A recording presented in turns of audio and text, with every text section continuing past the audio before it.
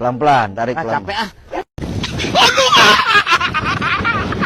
A few moments later. Shalom, terima kasih atas kesempatan yang diberikan kepada saya untuk mempresentasikan materi tentang cara belajar kecerdasan buatan. Nah, sebelum itu saya akan memperkenalkan diri terlebih dahulu.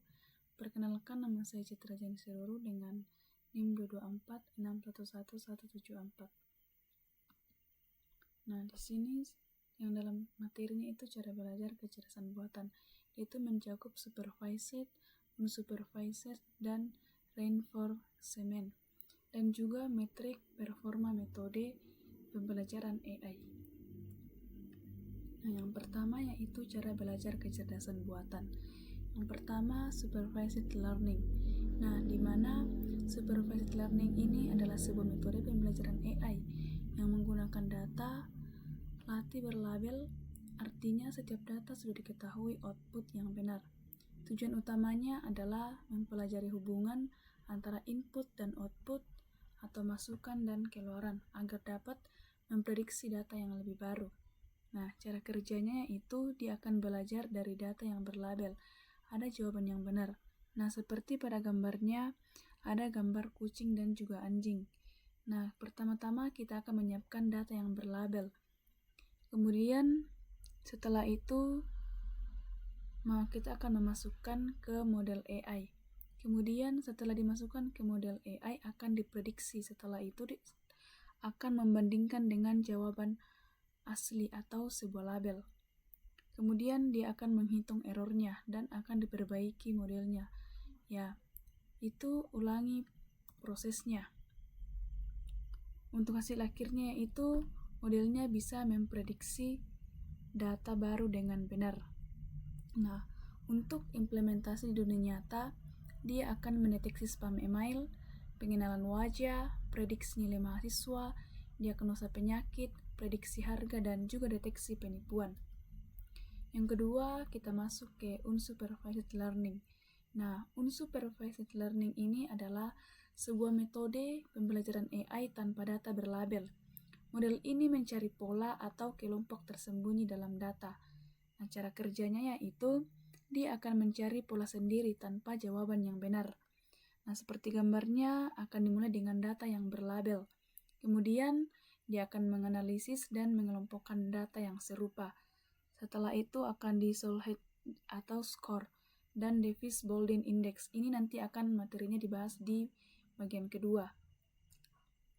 Kemudian hasil akhirnya itu modelnya menemukan pola atau kelompok yang tersembunyi.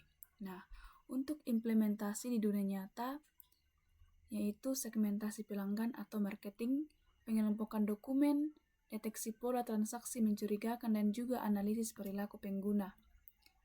Nah, yang ketiga atau yang terakhir yaitu reinforcement learning. Nah, reinforcement learning ini adalah sebuah metode belajar melalui percobaan dan juga kesalahan. Agent mendapat reward atau hadiah atau punishment atau hukuman. Nah, cara kerjanya yaitu belajar dari aksi, lingkungan, dan juga reward. Nah, seperti gambarnya itu dimulai dari agent atau AI di sebuah lingkungan. Kemudian dia akan lanjut ke aksi, setelah itu akan menuju ke sebuah lingkungan, akan berputar terus seperti itu. Kemudian akan masuk ke dalam evaluasi hasil aksi dan juga perbaikan strategi. Nah, hasil akhirnya itu agent akan menemukan aksi terbaik untuk kondisi tertentu. Untuk implementasi dunia nyata yaitu game AI, robot berjalan, mobil otonom, dan sistem rekomendasi adaptif. Selanjutnya kita masuk ke bagian metrik performa metode pembelajaran AI. Yang pertama yaitu supervised learning. Itu terbagi ke dalam 3 jenis. Nah, supervised learning ini menggunakan data berlabel sehingga evaluasi dilakukan dengan membandingkan prediksi vs data asli. Nah, yang pertama yaitu ada akurasi. Nah, akurasi ini adalah presentasi prediksi yang benar dari seluruh data. Contohnya yaitu dari 100 data, 90 diprediksi itu benar. Ya, akurasinya itu sama dengan 90%. Kelebihannya itu mudah dipahami dan cocok untuk data yang seimbang. Kekurangannya, tidak cocok jika data tidak seimbang dan tidak menunjukkan kesalahan jenis apa yang terjadi. Yang kedua yaitu precision. Precision ini mengukur ketepatan prediksi positif. Contohnya, deteksi spam email dan deteksi penipuan transaksi. Kelebihannya baik untuk sistem rekomendasi dan deteksi spam. Kekurangannya tidak memperhatikan data positif yang terlewat dan perlu dikombinasikan dengan recall. Yang ketiga yaitu recall.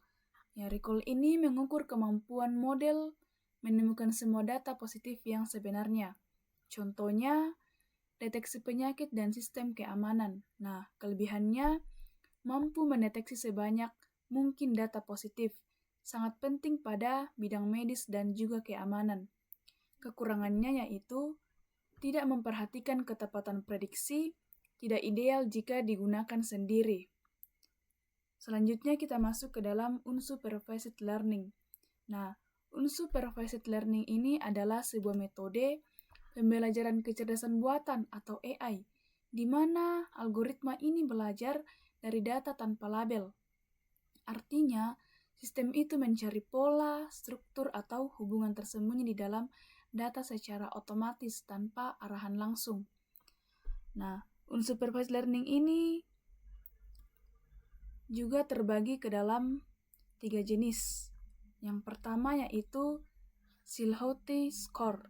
Itu tadi ada di bagian kedua kalau tidak salah. Silhouette score ini mengukur seberapa baik suatu data berada dalam klasternya dibandingkan klaster lain. Kelebihannya tidak membutuhkan label data baik untuk mengevaluasi kualitas klaster.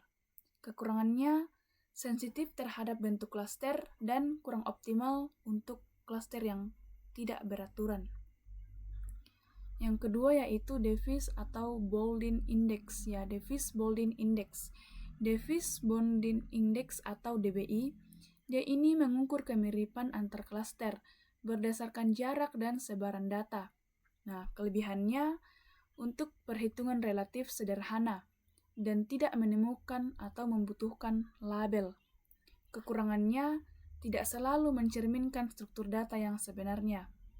Yang ketiga yaitu reinforcement. Reinforcement ini belajar dari reward atau hadiah dan punishment atau hukuman. Reinforcement ini juga terbagi ke dalam 2 jenis. Ada cumulative reward dan average reward. Yang pertama yaitu cumulative reward, yaitu total akumulasi reward yang diperoleh agent selama 1 episode atau waktu tertentu. Kelebihannya mudah dipahami dan digunakan, dan cocok untuk evaluasi jangka panjang. Kekurangannya tidak menunjukkan kestabilan performa, sulit dibandingkan antar episode sesaat. Yang kedua yaitu average reward. Rata-rata reward yang diperoleh agar per langkah atau per episode. Kelebihannya lebih efektif dibanding cumulative reward dan cocok untuk evaluasi jangka panjang. Kekurangannya tidak menunjukkan performa total, kurang informatif jika episode pendek. Sekian presentasi dari saya, kurang lebihnya mohon dimaafkan.